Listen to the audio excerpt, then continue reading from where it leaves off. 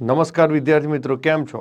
જ્ઞાન લાઈવના માઇન્ડ મેપમાં તમારું બધાનું સ્વાગત છે. કહેવાય છે કે બંધારણ માટે આપણે ઘણી વખત આવા ટોપિક હોય તો એની અંદર આપણે કન્ફ્યુઝ થઈ જઈએ છીએ, પણ આજે હું તમારા માટે સરસ મજાના એક માઇન્ડ મેપ સાથે હું તમને સમજાવીશ કે બંધારણ જે આપણે બન્યું એમાં આપણા દેશમાં જે બંધારણ ના ટોપિક છે એ કયા દેશમાંથી લેવામાં આવ્યા છે એ સૌથી વધારે પૂછાય છે.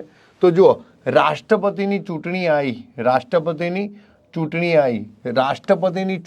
આવી તો આયર્લેન્ડ તમે ડાયરેક્ટ જોઈ શકો છો. દરેક લોકોને મનીની કટોકટી હોય છે, બરાબર. રાજ્યપાલ કેન ડુ ઇટ.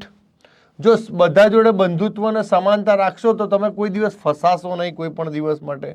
અને ફરજો છે ને રસથી નિભાવવાની હોય વાલા વિદ્યાર્થી મિત્રો. અને કાનૂન ચલાવવું એ કોઈ પાન ખાવા જેવી બાબત નથી. દક્ષિણ આફ્રિકાના લોકોને સુધરવાની જરૂર છે, સુધારા, બરાબર. અને અમેરિકાના લોકો ખાલી આવીને મુખ જ જુએ છે, જ્યારે ઓટોવાળાએ તો શું કર્યું કે મુખ અને એની ભાષા બંને જોઈ. એટલે અમેરિકામાં આમુખ અને ઓટોવાળાએ શું કર્યું, આમુખની ભાષા જોઈ. ઓટો એટલે ઓસ્ટ્રેલિયા. બેટા, સંસદમાં જવું એ તમારું કામ નથી, એના માટે તમારે શું છે કે સાંસદ બનવું પડે. તો તમે જુઓ કે દરેક દેશમાંથી જે બાબતો લીધી છે એ મેં સરળતાથી ફરી એકવાર ક્વિક રિવિઝન કરાવી દઉં. રાષ્ટ્રપતિની ચૂંટણી આવી તો આયર્લેન્ડ. મનીની કટોકટી છે, રાજ્યપાલ કેન ડુ ઇટ. સમાનતા અને બંધુત્વ રાખો, બરાબર. બધા જોડે ભાઈચારો રાખો તો ફસાવ નહીં, બરાબર. સમાનતા અને બંધુત્વ.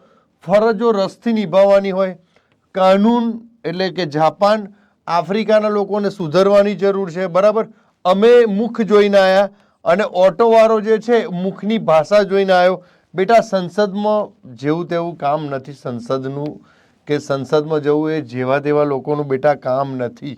તો વિદ્યાર્થી, તમે જોયું કે આપણે બંધારણના સ્ત્રોતને મેં સરળતાથી ફક્ત 1 મિનિટમાં તમને સમજાવી દીધા.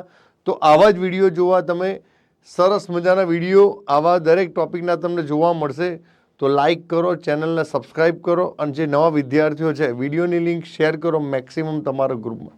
જય હિન્દ, જય Bharat. Thank you so much.